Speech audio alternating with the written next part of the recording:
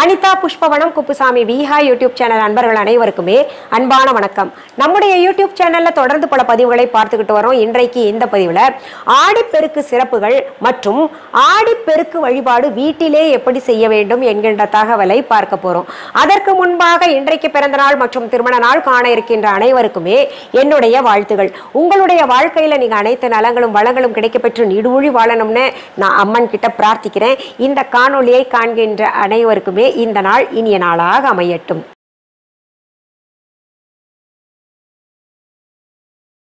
நீரை வணங்குகின்ற நாளை தான் ஆடி பெருக்கு நாளாக சங்க காலம் தொட்டே நம்ம வணங்கிக்கிட்டு வர்றோம், வழிபாடு செய்துகிட்டு வர்றோம். நீரின்றி அமையாது உலகு அப்படின்னு வள்ளுவரே சொல்லி இருக்கின்றார். நம்ம பஞ்சபூதங்கள் வழிபாடு நம்ம முன்னோர்கள் எல்லாம் செஞ்சிருக்காங்க. அதுல நீருக்கென்று தனித்துவம் பெற்ற நாள் ஆடி பெருக்கு நாள். இந்த நாள்ல தான் புது புனல் பெருக்கெடுத்து ஓடும். ஆறுகள் எல்லாம் நீர் நிறைய இருக்கும்.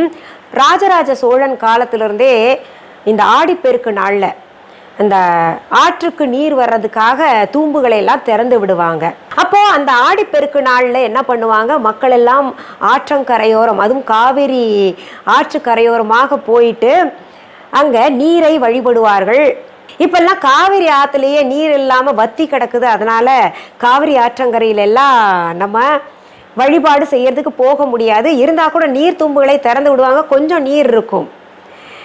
அது நீர் தழும்பி ஓடின இடமாச்சே, அதனால தண்ணி இருக்கோ இல்லையோ காவிரி ஆற்றங்கரையில போய் இன்றைக்கும் மக்கள் கூட்டம் கூட்டமாக கூடி உறவுகளை பெருக்கி, எவ்வளவு பகையாக இருந்தாலும் அண்டை வீட்டார் பக்கத்து வீட்டார் அங்கே பார்த்துட்டாங்கன்னா பேசி மகிழ்ந்து எல்லா உணவுகளை பரிமாறிட்டு வருவாங்க. இது அனைத்து நன்மைகளையும் பெருக்கி கொடுக்கின்ற நாள். அதனால தான் பகைமையை மாற்றி நட்பை பெருக்கி கொடுக்குது. இதில் இந்த 5 விதமான சாப்பாடு செஞ்சு எடுத்துகிட்டு போவாங்க. தக்காளி சாதம், புளி சாதம், கற்கண்டு சாதம், தேங்காய் சாதம், இந்த தயிர் சாதம், இது போல 5 விதமான சோறையும் கட்டிட்டு போயிடுவாங்க. அங்கே நீரை வழிபட்டு 7 கன்னிமார்களை வழிபடுற வழக்கமும் இருக்கு. மண்ணாலேயே 7 கன்னிமார்களை பிடிச்சு வச்சுக்கிட்டு அவங்களுக்கு மஞ்சள் குங்குமம் வச்சுக்கிட்டு பூவெல்லாம் சாற்றி இங்கிருந்து தாலி மாற்றுவதற்காக இந்த ஆடிப்பெருக்கு நாளில் தாலி மாற்றுவது ரொம்ப ரொம்ப ரொம்ப ரொம்ப விசேஷம். அது சொல்கிறேன் எதுக்குன்னு. தாலி மாற்றுவதற்காக தாலி கயிறெல்லாம் எடுத்துகிட்டு போய் எந்த வயதினராக இருந்தாலும் தாலி கயிற்றை மாற்றிக்கொள்வார்கள். புது கல்யாணமானவங்க மட்டும் கிடையாது, தாலி மாற்றிக்கொள்ளணும் அப்படின்னு நினைக்கிறவங்க தாலி கயிற்றை எடுத்துகிட்டு போய் அதை கட்டிப்பாங்க. இதில் நிறைய பேர் இப்போ தாலி சரடு போட்டிருக்காங்க. அதனால் தாலி கயிறு கொண்டு போயிருந்தா அந்த தாலி சரடில் கோர்த்து கொள்ளலாம் மஞ்சள் கயிறை. இது கணவர் கையால் கட்டிக்கலாம். கணவர் தூர தேசத்தில் இருக்காரு, இல்லை வேலை காரணமாக எங்கேயாவது போயிருக்காரு அப்படின்னு நினைக்கிறவங்க என்ன பண்ணலாம், வீட்டில் இருக்கக்கூடிய பெரிய பெண்மணிகள் அல்லது அங்கே வந்திருக்கக்கூடிய பெரிய பெண்மணிகள் கையால் கட்டிக்கிறது ரொம்ப சிறப்பு. சரி, இந்த நாளில் ஏன் தாலி கயிறு மாற்றிக்கணும், அப்புறம் விசேஷ நாளாக கருதப்படுது, எதை செய்தாலும் பெருக்கி கொடுக்கும் அப்படின்றது கருதப்படுது அப்படின்னு பார்த்தீங்கன்னா, சூரியன் அந்த ஆடி பெருக்கு நாள் அன்னைக்கு தான் பூச நட்சத்திரத்திலிருந்து ஆயில்ய நட்சத்திரத்துக்கு போகும். ஜோதிட ரீதியாக பார்க்கும் பொழுது நான் சொல்றேன். இதை ஆயில்ய நட்சத்திரத்தோட வீடு புதன். இந்த புதனும் சூரியனும் நண்பர்கள். அவர்கள் 2 பேரும் இணைந்து இருக்கும்போது நம்ம இணைந்து இருக்கக்கூடிய நாளில் தாலி கயிறு மாற்றிக்கிட்டோம்னா தாலி பலம் கூடும், கணவர் நீண்ட ஆயுளோட வாழ்வார், நம்ம தீர்க்க சுமங்கலியாக வாழ்வோம். அதே சமயத்தில் நம்ம நல்ல தொழில் தொடங்கணும் அப்படின்னு நினச்சிக்கிட்டு காத்துக்கிட்டு இருந்தோம்னா இந்த ஆடி பெருக்கு நாளில் தொழில் தொடங்கலாம். இல்லை நல்ல வேலை வந்திருக்கு அதுக்காக அப்ளிகேஷன் போடணும்னு நினைக்கிறவங்க இன்னும் பல விஷயங்களை இந்த ஆடி பெருக்கு நாளில் செஞ்சுட்டோம்னா நமக்கு வெற்றி உறுதி. எங்கள் ஊரில் ஆறு இருக்குங்க, ஆனால் தண்ணி இல்லை. ஆற்றங்கரையில் போய் செய்யலான்னு பார்த்தா அங்கே சுத்தமாக இல்லை.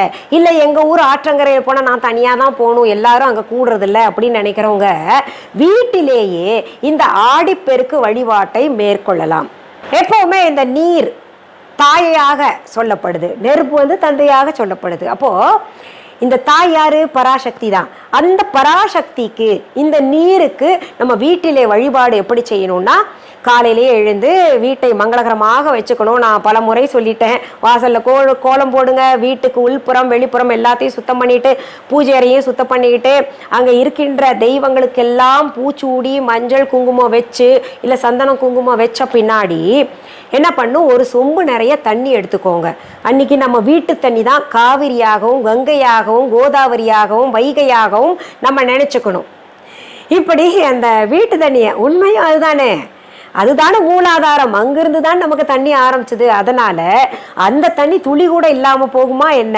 அதனால இந்த நீரை ஒரு சொம்பு நிறையா பிடிச்சி வச்சுக்கிட்டு, அந்த சொம்பு மங்களகரமாக இருக்கணும். மஞ்சள் குங்குமம் வச்சுக்கோங்க. அந்த சொம்புக்கு பூச்சூடணும். அது காவிரி தாயாக நினைத்து கொண்டு நம்ம சித்திராண்ணங்கள் 5 வகையாக செய்யணும்னு சொன்னேன் இல்லையா, அதை செய்து வீட்டிலேயே நம்ம சாமிக்கு எல்லா சாமிக்கும் படைச்சுக்கணும். இதில் முக்கியமாக பார்த்தீங்கன்னா, அன்றைக்கு சூரியன் ஆயில்ய நட்சத்திரத்தில் போறார் இல்லையா, அதனால அந்த ஆயில்ய நட்சத்திரத்திற்கு அதிபதியாக இருக்கின்ற ஆதிசேஷனையும் பிள்ளையாரையும் வணங்கிட்டு நம்ம பூஜையை ஆரம்பிக்கணும். ஏன் ஆதிசேஷனை வணங்கணும் அப்படின்னு பார்த்தீங்கன்னா, இந்த விஷத்தை முறிக்கக்கூடியது நாகம். அதனால நாம் உண்ணுகின்ற உணவுல ஏதாவது நச்சுத்தன்மை இருந்ததுன்னா ஆதிசேஷனையும் ஆடிப்பெருக்கு நாள்ல மற்ற தெய்வங்களோடு சிறப்பு வழிபாடாக செய்தோம்னா நம் உணவு நல்ல உணவாக மாறும், நச்சுகள் எல்லாம் இல்லாமல் போகுன்றதுக்காக வழிபாடு மேற்கொண்டு நம்ம அந்த நீரை வணங்கி அந்த நாம் செய்த உணவை எல்லாம் படைத்து, அதாவது நைவேத்தியம் பண்ணிக்கிட்டு வீட்டில் இருக்கிறவங்க அத்தனை பேருமே சேர்ந்து சாப்பிடலாம். இல்லை உறவுகள் வர்றாங்கன்னா அவங்களையும் கூப்பிட்டு சேர்த்து சாப்பிட்டுக்கலாம். இப்போ தாலி மாற்றுறது எப்படிங்க அப்படின்னு கேட்டிங்கன்னா, இது பல பதிவுகளில் சொல்லியிருக்கேன்.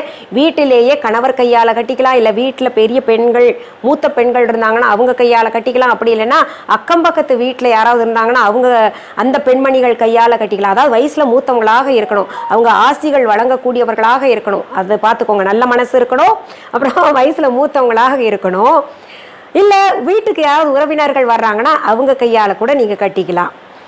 இதில் வீட்டுக்கு யார் வர்றாங்களோ அவங்களுக்கு தாம்பூல போய் கொடுத்தா இன்னும் சிறப்பு. இவ்வளவு சொன்ன நீங்கள் இந்த ஆடிப்பெருக்கு வழிபாடு எந்த நேரத்தில் செய்யணும் அப்படின்னு கேட்பீங்க.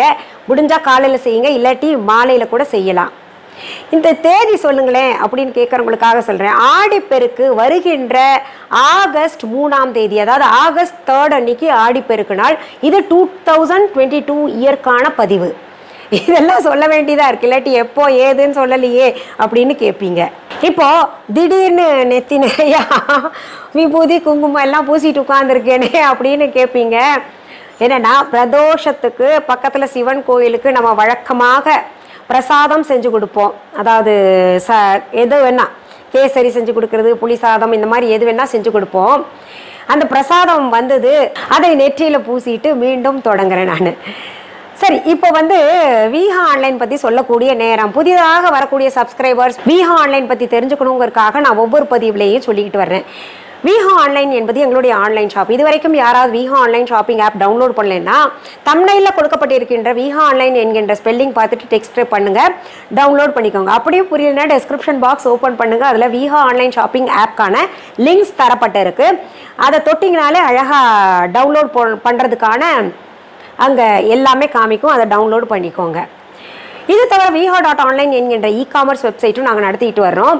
பொருள்களை நேரில் பார்த்து வாங்கணும் அப்படின்னு நினைக்கிறவங்களுக்காக சென்னை ராஜா அண்ணாமலைபுரத்தில் எங்களுடைய விஹா கடை இருக்குது, அங்கே வாங்க. அதற்கான ஃபோன் நம்பர், அட்ரஸ் டிஸ்கிரிப்ஷன் பாக்ஸில் இருக்குது. viha.online இ-காமர்ஸ் வெப்சைட்டில் இருக்குது, விஹா ஆன்லைன் ஷாப்பிங் ஆப்பில் இருக்குது. இது தவிர வெளியூரில் இருக்கிறவங்க நிறைய பேர் சொல்கிறீங்க எங்களுக்கு ரூட் புரிய மாட்டேங்குதுங்க அப்படின்னு. அவங்களுக்காக கூகுள் மேப்ஸில் போயிட்டு விஹா ஷாப் சென்னை அப்படின்னு டெக்ஸ்ட் பண்ணாலே கூகுள் மேப் அழகாக கைட் பண்ணி கொண்டது எங்கள் கடையில் உங்களை சேர்த்து விட்டுடும். இதில் இன்னும் சில முக்கியமான தகவல்கள் நான் சொல்ல வேண்டியது இருக்குது. அதாவது எங்களுடைய விஹா கடைக்கான கிளைகள் வேறு எங்கேயுமே கிடையாது. உங்கள் ஊரில் அல்லது உங்கள் நாட்டில் என்னுடைய பெயர், புகைப்படம், வீடியோவை பயன்படுத்திக்கிட்டு யாராவது அவங்க கடை தான், இல்லை அவங்க கடையிலேருந்து பொருள்கள் வாங்கிட்டு வந்து தான் நாங்கள் விற்பனைக்கு கொடுத்துட்ருக்கோம் அப்படின்னு சொன்னாங்கன்னா அது முற்றிலும் தவறான செய்தி. அப்படி ஒரு செய்தி இருந்துச்சுன்னா நான் கட்டாயம் தெரிவிப்பேன். இன்னொன்று, எங்களுடைய viha.online இ-காமர்ஸ் வெப்சைட் தவிர, எங்களுடைய விஹா ஆன்லைன் ஷாப்பிங் ஆப் தவிர, எங்களுடைய விஹா கடையை தவிர எங்களுடைய பொருள்கள் எங்கேயுமே கிடைக்காது. அந்த மாதிரி வேறு எந்த இ-காமர்ஸ் வெப்சைட்லேயோ இல்லை வேறு எந்த ஆன்லைன் ஷாப்லேயாவது வீஹான்னு வேற நிறம் மாற்றி இல்லை ஏதாவது ஒன்று போலி தெரிஞ்சதுன்னா அதற்கும் எனக்கும் தொடர்பு கிடையாது. எதுக்கு சொல்கிறேன்னா, நீங்கள் என்னோடது நினச்சி வாங்கிக்கிட்டு அது சரியான பலன் தரலன்னு என்னையும் திட்டுவீங்க, நீங்களும் ஏமாறுவீங்க.